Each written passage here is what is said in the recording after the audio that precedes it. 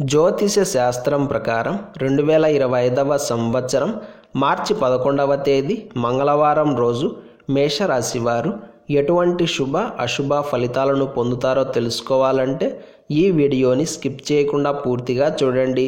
అలాగే తప్పకుండా మా ఛానల్ని సబ్స్క్రైబ్ చేసుకోండి. ఈ మార్చి 11వ తేదీ మంగళవారం రోజు మేషరాశి వారు తప్పకుండా సరైన జాగ్రత్తలు తీసుకోవాల్సి ఉంటుంది. ఈ సమయంలో మీరు చేయాలి అనుకున్న పనులన్నీ వాయిదా పడే అవకాశమే ఎక్కువగా ఉంటుంది.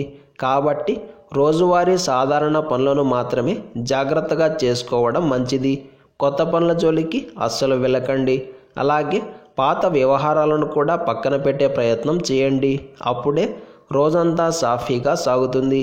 లేకుంటే కష్టం మరియు శ్రమ పెరుగుతాయి. దీని కారణంగా ఆరోగ్యం దెబ్బతినే అవకాశం ఉంటుంది. ఒకవేళ తప్పనిసరిగా ముఖ్యమైన పనులు చేయాలి అంటే మాత్రం విపరీతమైన శ్రమ కలుగుతుంది. దీనిని కూడా మీరు దృష్టిలో పెట్టుకొని నడుచుకోవడం మంచిది. వృత్తి, ఉద్యోగ మరియు వ్యాపారాల పరంగా కాస్త నసపెట్టే రోజుగా చెప్పవచ్చు. పని వేళలు పెరుగుతాయి. పై అధికారుల నుండి ఒత్తిడి పెరుగుతుంది. ఏ సమయంలో ఏ పని చేయాలో తెలియక కాస్త సతమతం అవుతారు. కమ్యూనికేషన్ స్కిల్స్ కాస్త మందగిస్తాయి. బుద్ధి కూడా సక్రమంగా పనిచేయదు. ఒక్క మాటలో చెప్పాలంటే వీలైనంత వరకు ఎంత జాగ్రత్తగా ఉంటే అంత మంచిది. విద్యార్థులకు కూడా అంత అనుకూలంగా లేదు. ఈ మంగళవారం రోజు మేషరాశి వారు వంకాయ రంగు దుస్తులను ధరించకండి. శివకవచ స్తోత్రాన్ని పారాయణం చేయండి. ఈ మంగళవారం రోజు పునర్వసు నక్షత్రం వచ్చింది. కాబట్టి మనమంతా విశేషంగా దేవి ఖడ్గమాలను పారాయణం చేయాలి.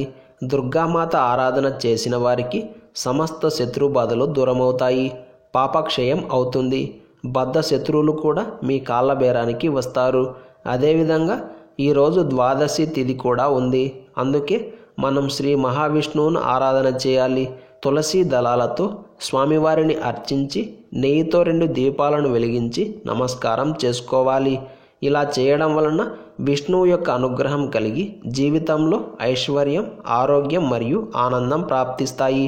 శత్రువుల నుండి హాని కలిగే సూచనలు ఉన్న, శత్రుభయం అధికంగా ఉన్న, లేదా మన చుట్టూ ఉన్నవాళ్ళు ఎలాంటి వారు అన్నది సరిగ్గా తెలియకపోయినా ఈ పరిహారాన్ని అప్పుడప్పుడు పాటిస్తూ ఉండండి. దీనివలన తెలియని వ్యక్తుల వలన కలిగే హాని నుండి, అలాగే బద్ధ శత్రువుల వలన కలిగే ప్రమాదాల నుండి విముక్తి లభిస్తుంది. అంతేకాకుండా మీపై చెడు ప్రభావాలను చూపించడానికి కూడా వారు భయపడతారు. మీరు చేయాల్సిందల్లా దేవతా వృక్షమైన రావి చెట్టు దగ్గరకు వెళ్ళి రావి చెట్టును ముట్టుకోకుండా ఒక చెంబు నీటిలో కాస్త నువ్వుల నూనెను వేసి ఆ నీటిని చెట్టు మొదట్లో పోయండి. తరువాత చెట్టు చుట్టూ 9 ప్రదక్షిణలు చేయండి. ఇలా చేయడం వలన కూడా సమస్త శత్రుభయాలు దూరమవుతాయి. ఇలా చేయడం కుదరని వారు ప్రతిరోజు కాలభైరవాష్టకం పారాయణం చేయండి. దీనివలన మీకే తెలియకుండా శత్రువుల నుండి రిలీఫ్ దొరుకుతుంది. ఈ మంగళవారం రోజు మనమంతా ఓం నమో భగవతే వాసుదేవాయ అనే మంత్రాన్ని పదే పదే జపిస్తూ ఉండాలి. ఇలాంటి సమాచారాన్ని ప్రతిరోజు పొందడానికి వెంటనే మా ఛానల్ని సబ్స్క్రైబ్ చేయండి.